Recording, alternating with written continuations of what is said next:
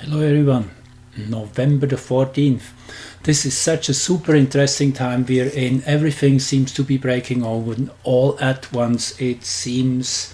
And Pluto definitely plays a big role in what is going on right now. We're in the month of Pluto, so to say, in Scorpio. Yesterday was the new moon in Scorpio, which was super powerful. So what is this all about? It's about emotions being released and processed and brought into the open and looked at and worked through all of that. And Pluto is definitely one of the agents which is responsible for us to get involved into our emotions, energy in motion, really.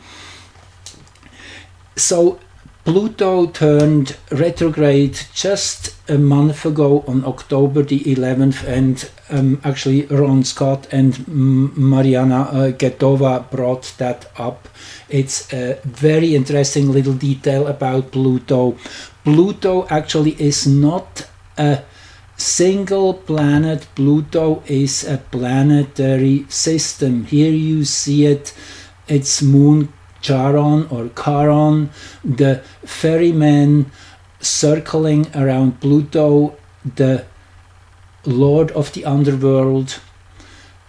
And the most interesting thing about this is that this is the only planetary system within the solar system, so to say, which has a barycenter, or the mutual gravitational center, in other words, which is outside of the bigger planet in that sense, Pluto. So they're truly spinning around each other, as you see here beautiful in this graphic. So there is three different viewpoints we can focus on. We can focus on Pluto, we can focus on their barycenter, or we can focus on the moon. Now, most of the time this is impossible to distinguish, because they are so far away from each other, so they really appear pretty much as one spot in the sky. However, in two moments in the year there is some slight differences. That is when Earth comes to that angle with Pluto and the Sun, where the planet appears to start moving in the reverse direction. And as we know, this happened on October 11th last time, that Pluto went direct at, actually let's start here with the geocentric chart, at 2753 in Capricorn.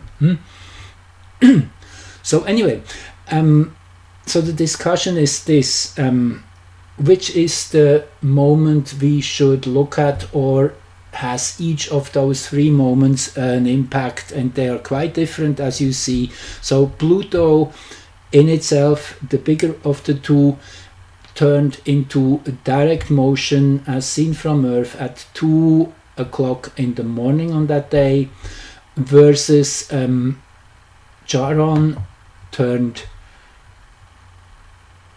direct actually already earlier at 4:30 p.m., which is roughly 8 hours before. And if we look at their shared gravitational center, that changed direction as seen from Earth at 1:09 a.m. Now, these are three different voices, three different ways to understand what will be highlighted in that next episode of Pluto working into the more visible area of collective evolution.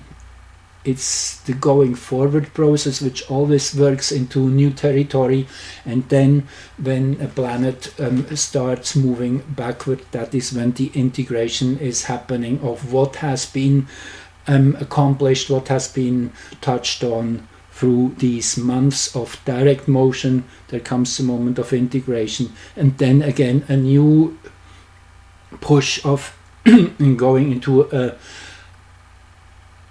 higher level of awareness, into a greater exposure of what is going on. So naturally one could say the midpoint, that's my perception again, and I'm very happy for input. If you like to leave a comment, please do so. But my opinion is, yes, the midpoint is definitely the one which captures both these different voices and brings them into a middle ground, you could say. And so let's first look at this chart, and I always like to start with the heliocentric, as this gives away the energetic picture, which is pre-manifest, which is the purely the pure intention behind it, and how it is manifesting itself on planet Earth. This is yet a little different a story, as always. So what stands out naturally is here Jupiter right at front and center together with TX 300. So this means it will be a very, very loud few months into May 2024. May the 2nd is when Pluto then again will move backwards. So it will be big stuff which is coming our way. I guess that's an easy way to say, particularly with Mars here approaching the opposition. Actually, it's what's called an applying opposition, so that is still building up in strength. That's the idea. Mars-Jupiter opposition, naturally, that is all that conflict, commotion, pushed to the limits, which we see on all levels, inside and outside. It's really a powerful turmoil which is indicated here, and then naturally with the Leo rising.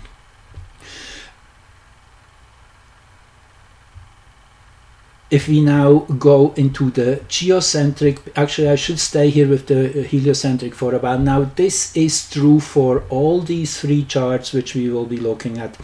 There is a Earth Chiron conjunction, or was on that day of October 11, which is very indicative of again what is going on. Chiron at first is breaking us in a way, breaking our hearts open. It is that very difficult experience of facing what we have been missing, of really looking at ourselves in the mirror, facing the pain which stopped us from believing in ourselves, as Linda Good McGillis said in that latest interview, which I really appreciated. I will put the link underneath in the description. Please watch that. It's a really amazing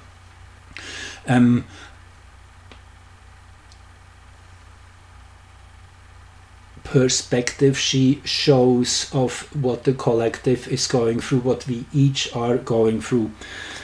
It is that fire which is coming in strong from the higher dimensions, the universal light, which has to be matched within ourselves. It's actually it's pushing us to really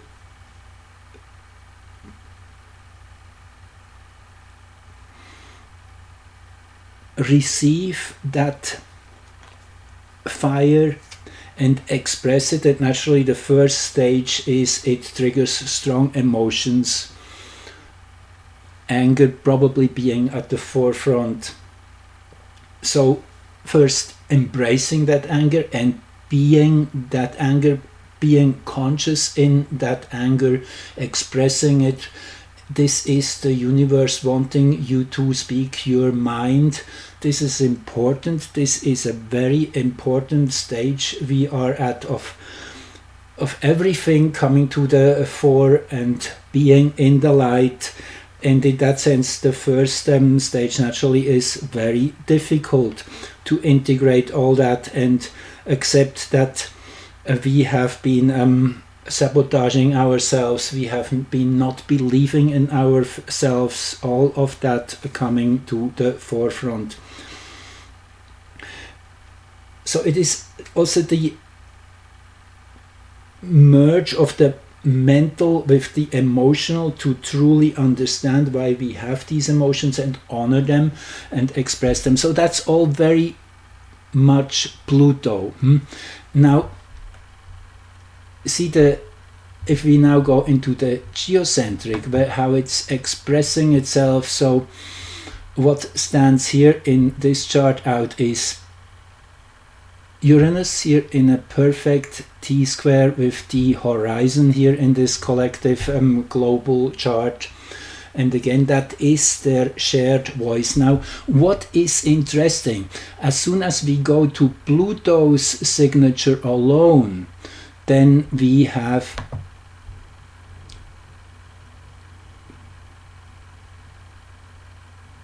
Uranus again in pole position, you could say, this time exactly in the center of the sky. I have here on the side, this is the chart we just looked at before for reference point. You see here we had 2240 roughly Leo rising with Uranus at perfect square, and now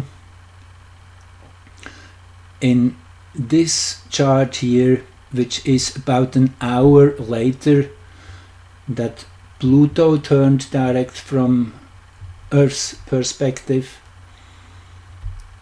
So Uranus now is exactly at midheaven, and even more so here. This is a super dynamic chart and really shows that inner conflict which is playing out on all levels right now. Beautiful though, the moon is ahead of Venus and the black moon most of all. Saturn is retreating here still in its retrogradation, which actually changed on the 4th of November. That Saturn turned direct at 0 degrees 30 something. Anyway, what I want to say is that Saturn is still moving towards the opposition point of the black moon, so they're still closing in. So this is the basic you could say shadow we are really no more able to avoid on all levels, speaking particularly with Sedna here in midheaven in the first degree of Gemini. It's all coming out into the mental plane of having to look at what has gone wrong, what has to be remedied. There's no escape of that. It's really in plain sight everywhere. Venus is most close to the ascendant, and as I say, this is really a saving grace that Venus is separating from the black moon, so we're already on our way climbing up from the deepest levels of the valley. And Venus naturally is that love, that compassion we all have within our hearts. And that's what we have to connect to. That is really where we are all connected with nature and with each other and with life as such, versus all the artificial and interdimensional energies which are trying to divide us and divert us. So these interdimensional energies want to take over nature. That's in a very simple way said, that's what has been the agenda, and they have reached very close, those interdimensional forces, to succeed. We have come now collectively, individually, to that point where we are. It's really not at all a mental decision. It just has really rocked our core in that way, that we have woken up to our own voice, our own power. It has come to this extreme situation where the mental is overruled with the emotional. That is what is going on. This is beautifully described here in this chart with this first or second degree Virgo rising, which I actually would like to read you. This is such a powerful degree here, which says, a large white cross dominates the landscape. Again, this is the Sabian symbols. The wisdom and compassion which only the experience of suffering and isolation can bring. So it is really paramount that we are honoring the situation as is. We have to rise above the duality, in that sense, really understand that whatever difficult experience has been thrown our ways, these are evolutionary triggers, you could say. They have been the fuel which brought us to this higher perspective, to this integration, which is now well underway. And Pluto is definitely one of the strongest agents of in pushing for that confrontation on one side, and then the integration, which is the resolution of what is going on. So really powerful chart. This is particularly, I want to read you one more sentence here out of this comment Dane Rudyard gives to this degree. The mind itself has to be left behind and perhaps even seemingly destroyed in order that compassion and understanding may rise from the depth of the innermost being. A liberating ordeal. So yes, it is the mind which has to surrender to the emotions. That's the way it goes. We have to respect our inner world and not try to imply a structure which is not true to the core. So it is from inside out, from the core out, from the emotions. Again, emotion being energy in motion. That is our most strongest identity, and the mental identity is usually just a satellite of it. And anyway, most of our mental identity has been inserted like a program. I mean, that's what is done to us when we grow up. This is the way it has been, and this hopefully can change, that we use that time of growing up to not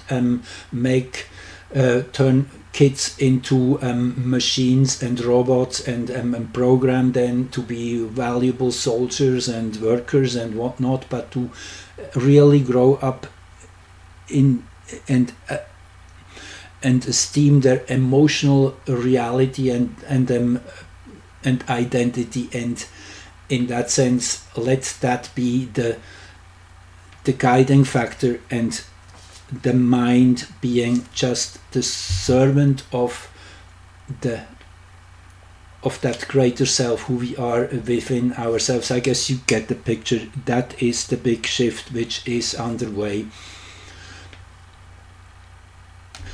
Mars here in the last degree of Libra, this is the axis of the solar eclipse from end of April, by the way. So Mars is activating that in the last degree of Libra. It is about negotiation and laying out all the reasons and rules and so it is not a forceful takeover.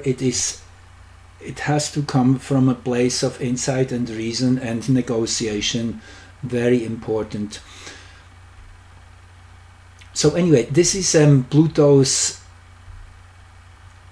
contribution. Now let's look at Charon's contribution. Actually, just quickly, I will also show you the heliocentric picture of this, which again speaks volumes.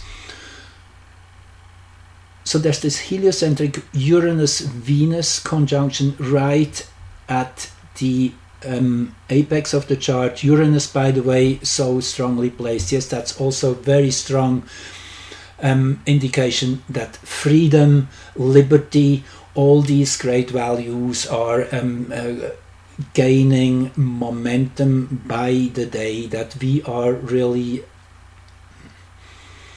coming back to what matters, in that sense, to respect that highest value of all, which is definitely freedom, but also love. And Venus-Uranus is a beautiful conjunction here. Energetically, this is the backdrop of this whole turnaround of Pluto, again moving forward, moving outward. It is the harmony, the beauty, the resonance, the music. Venus-Uranus always makes me think of music, of the harmony of the spheres, of something exciting, something we love to enjoy. And yes, this is a beautiful conjunction, and as you see, heliocentrically it is in midheaven and geocentrically on the ascendant. So yes, Venus is a major factor here in Virgo, here geocentrically in this conjunction with the moon.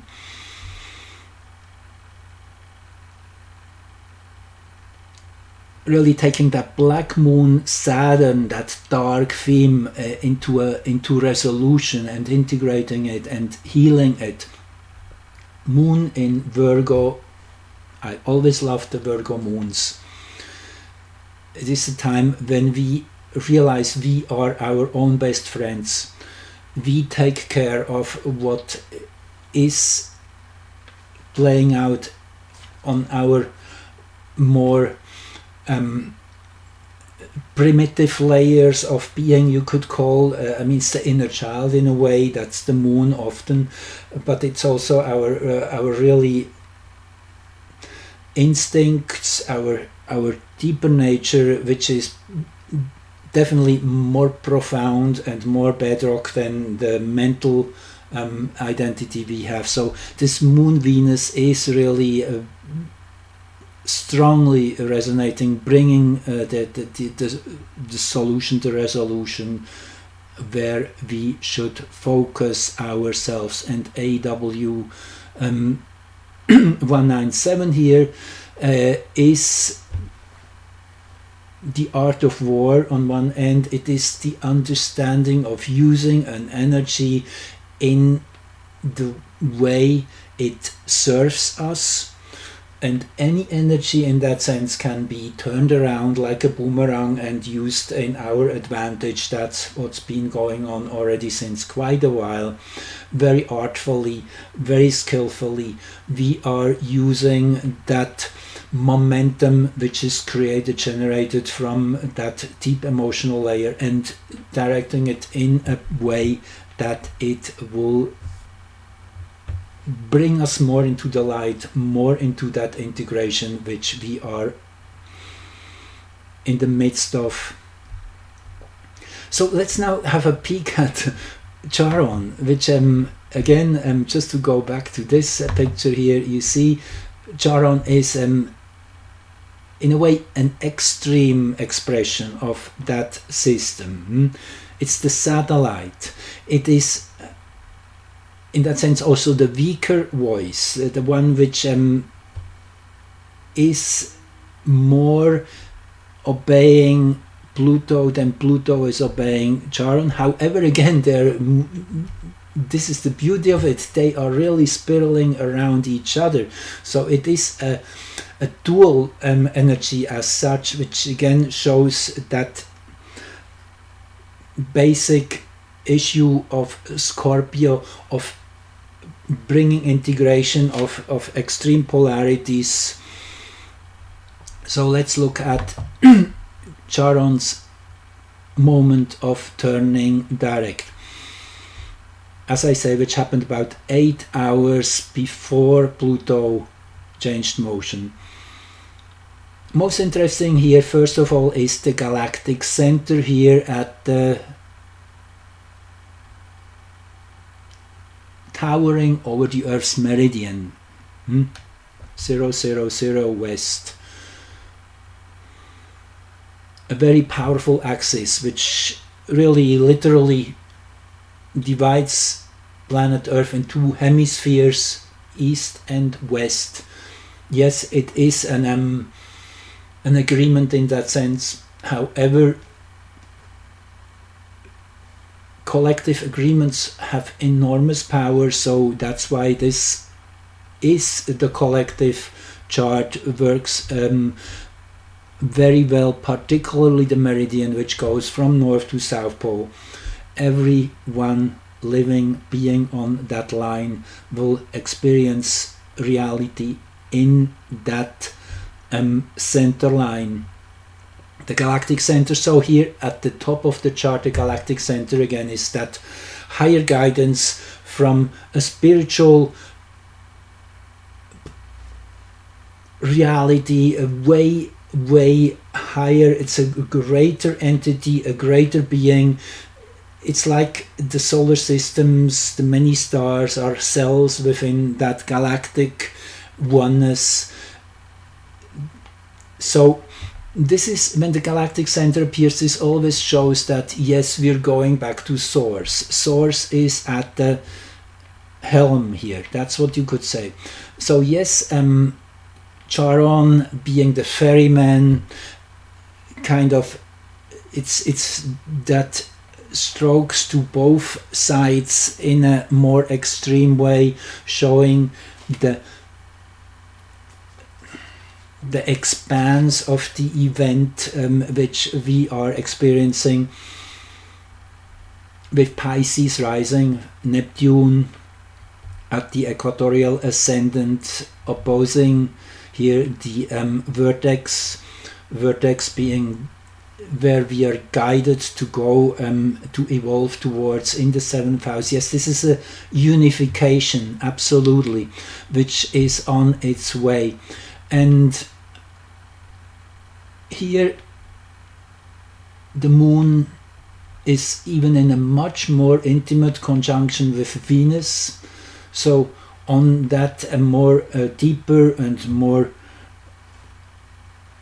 dynamic level, and I guess that's what we should see Charon as. It's that more dynamic side to Pluto, which sways from one extreme to the other.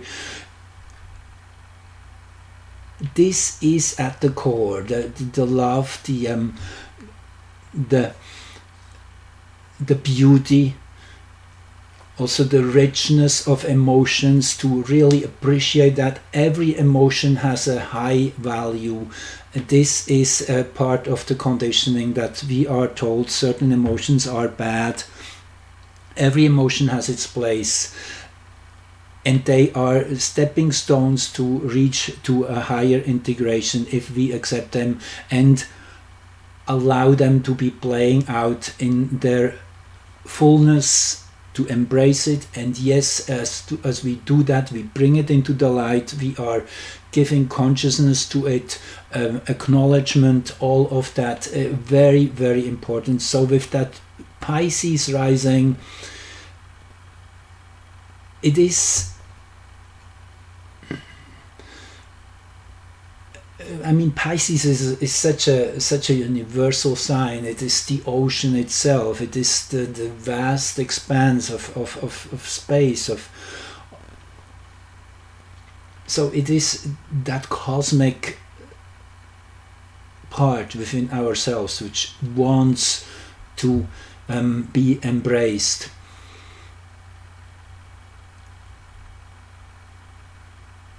So I did do an overlay of the 3 charts, and let me just show you also the heliocentric chart of that moment quickly, as it's also again very telling.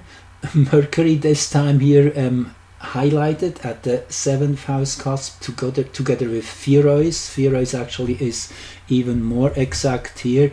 I know I'm going the wrong direction, that's the one. See, Pherois is exactly at the 7th house cusp. Pherois being that instinct of a mother bear to stand up for her kids, for her cubs. It is that fierceness which is coming also through the acceptance of who we are, our emotions, of being honest and straight, shooting straight, being very clear. Yes, loving, deep, coming from a deep level of deep place of love, of compassion, but being outspoken and direct. That's what Pherois means, and naturally with Mercury here, that's exactly what it is. And again, it is not irrational, not at all. Mercury in Virgo is extremely rational and able to make its case, very much helping Mars in you see Mars in heliocentric in the energy, the energetic background. Yes, it's Scorpionic, however it still expresses itself, at least at that moment when the foundation was laid for this Pluto forward motion. Mars was still in Libra, as I pointed out. So there is this more soft appearance of this radical energy Mars definitely has in its own sign, Scorpio. So anyway, here is the overlay. Inside we have the Pluto change of direction, and I used this as the main kind of reference point here in this overlay, as it's the biggest of the 3. And then here, this is Charon's station, where the Moon and Venus are even more really exactly on that ascendant. So really that Moon Venus is the telling factor here, what we should focus on.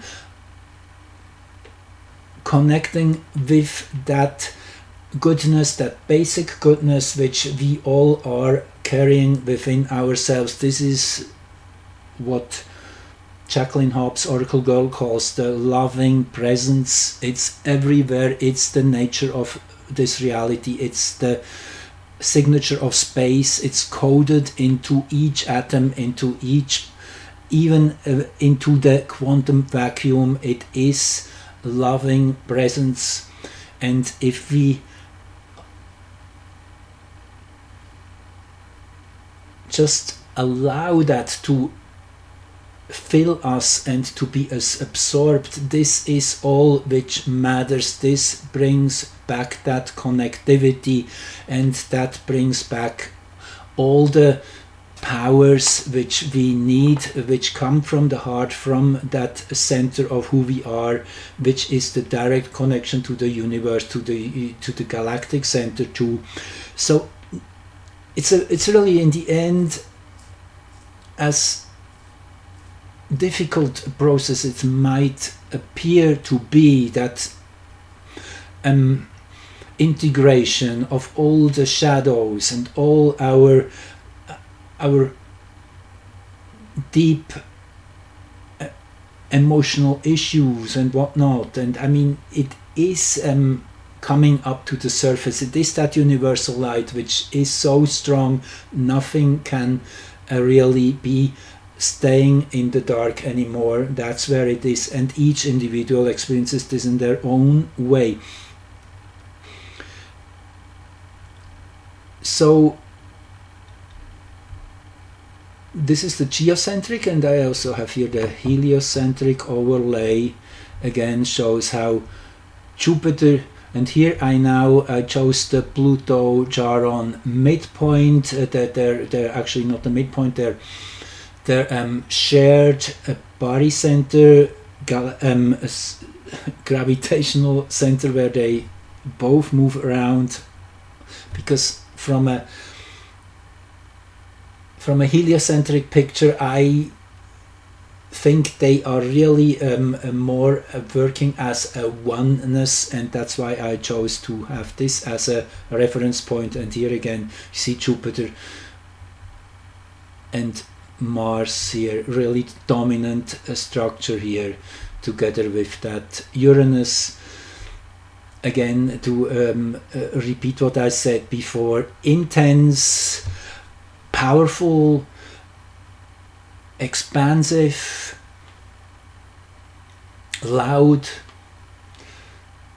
intense, I guess I said that already, and then naturally the whole aspect of freedom and of liberty and of beauty and harmony is coming in here too.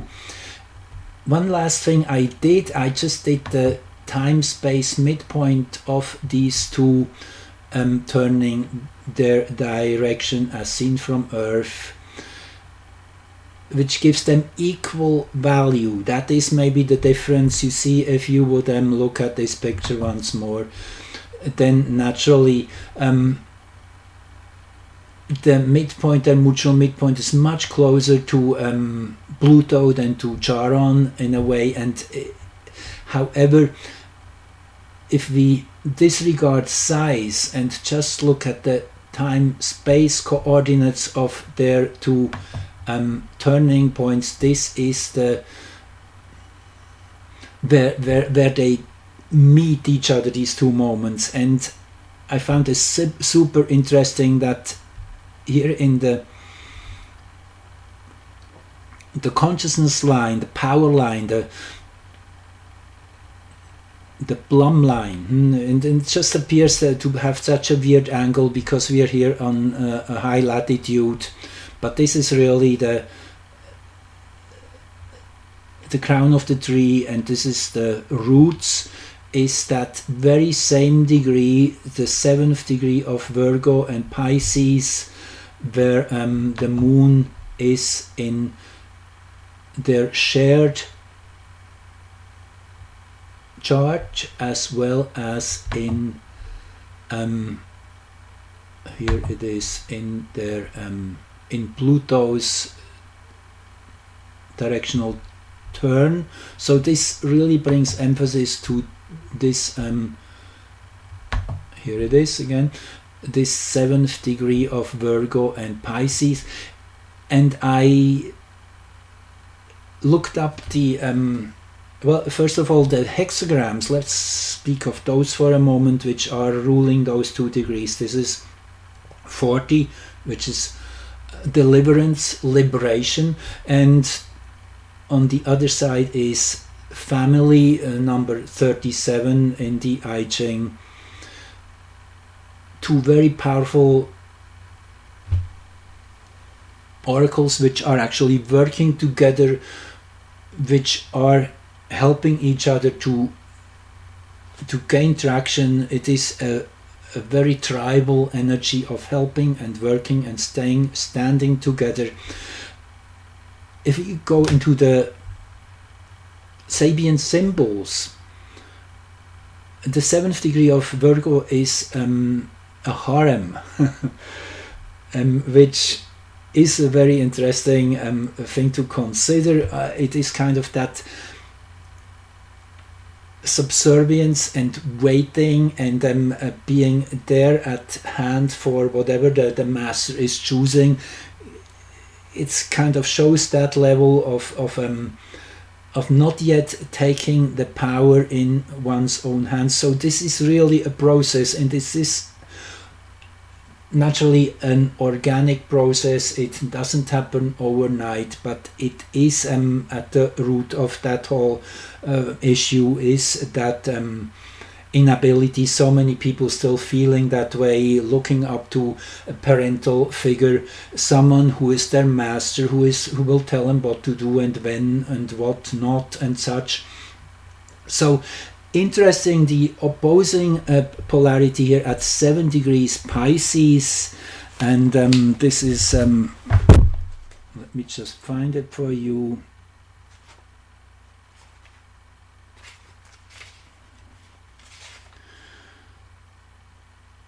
Illumined by a shaft of light, a large cross lies on rocks surrounded by sea mist. The keynote Rudyard gives the spiritual blessing which strengthens individuals who, happen what may, stand uncompromisingly for their own truth. Yes, here you have it. That's really what that cross is, which is illumined by a shaft of light. Yes, it is a crucifixion of sorts. We have to allow to get into the line of fire, to be seen, to be visible, and do what we have come here for, because we all have a mission. Each of us plays a substantial part in this big push for humanity's liberation, for the Great Awakening, for that singularity to fully grip. And this is a beautiful symbol, very telling. Anyway, I leave it at this. I just thought this was really super interesting to open a whole new level of Pluto's inner life, if you want, and as on these two turning points when Pluto and Charon turn direct or retrograde, that's where the diversion is can be observed, and where we really can see the different voices within that polarity, how they play out with each other. So anyway, the long and short, maybe once more I want to point out here, this is also extremely telling. Mercury and Pallas at the 5th house cusp in a perfect T-square with the horizon here in this chart, where both these entities get an equal voice, an equal weight in their opinion, really like a couple. I mean, sure, you can think there's a giant and there's a dwarf, but regardless of their size, both need to be seen as consciousnesses who have their own perspectives, and bringing those two perspectives into line. That is what we see in this relationship chart, which is the time-space midpoint of these two events. So the long and short, what I want to say here, it is the ability to see patterns and to give them expression, manifestation. The 5th house, where also the Sun is in, and Mars, yes, it is very Leo again. And as we remember, Leo is at the helm here of the shared turning point. Leo, the sign of the sun, of being radiant and shining and taking on that challenge, because it is what we came here for to do. Again, thank you for joining, listening, and I look forward to seeing you again. Please subscribe if you liked that. Okay, thank you. Love you all.